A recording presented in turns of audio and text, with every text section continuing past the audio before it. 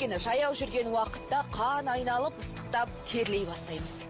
Ал денеден тердің бөлінуі ағза үшін пайдалы, өйткені ол зат алмасу процесі болып табылады. 10 000 қадам жүру арқылы біз артық салмақтан арыламыз. 10 000 қадамды сіз үй тірлігінде жүргеніңіз немесе жұмыстан үйге дейінге барғаныңыз саналмайды.